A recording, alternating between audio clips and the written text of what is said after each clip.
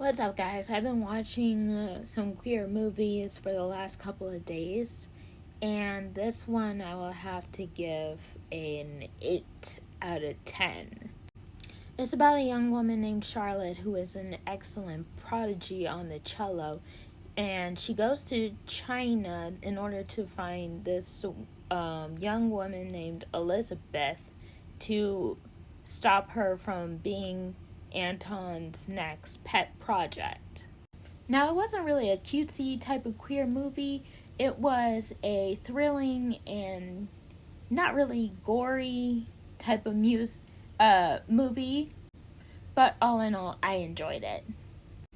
Loving Annabelle is also on Netflix, and I give this movie a 7 out of 10. It was pretty good, honestly. It's about a girl named Annabelle who was kicked out of her other two schools and because she was too disruptive. And after arriving to the Catholic school, she falls in love with her teacher. And I know it's the forbidden love kind of thing, but it was pretty enjoyable. You can kind of see that it was made in the, I think, early 2000s. When I first watched, I didn't know it was made in the early 2000s. But it was a pretty good movie. I enjoyed it, and it goes away from Netflix on June the 19th. So, Juneteenth. Now, this movie was called Elisa and Marcella. Now, apparently, of course, the story of Elisa and Marcella is based on true events. These two, I believe, were the first homosexuals, first lesbians in love in Spain. Now, of course, in Spain, it was frowned upon. Now, the things these two went through in order to be together is very heartwarming. And not only that, there's just people. The movie just tells you that there are just people who won't accept it because they think it's inhumane. But the only thing that's inhumane is people who are prejudiced, people who have so much hate in their hearts, people who are, what's that art word again? That was my Alexa talking. So, yeah.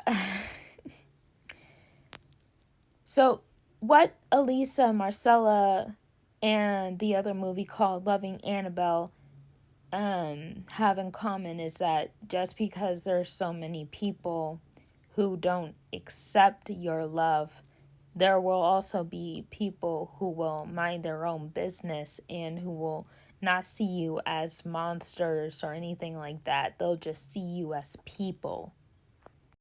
Those are really fun movies. I had so much fun watching them. Sorry if my hair is a mess. I am trying to do a part, but I am failing. Now, one last thing before I go. I heard the news on Facebook yesterday that Jonathan Joss was killed by a neighbor. Apparently, there was some type of dispute, but also it was also because the neighbor was throwing homophobic words at them, homophobic slurs at them. Jonathan and his husband have tried to get help from the police, but unfortunately there was nothing that they could do, which is so stupid. And the neighbor pulled out a gun and pulled a gun on two unarmed men and just shot at them. Jonathan pushed his husband out of the way and he took the bullet. Now, those news sadden me, but I'm not gonna let it keep me down. And neither should you. Don't apologize for who you are.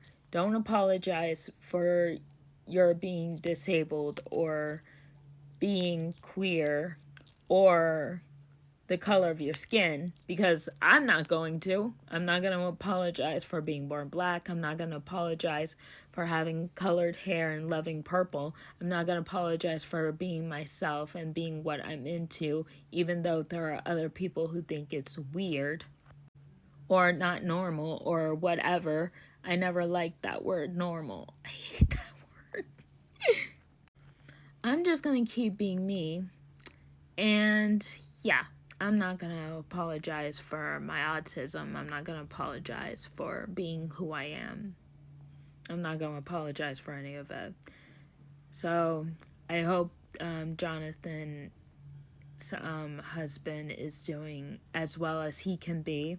I hope their families are as well as they can be.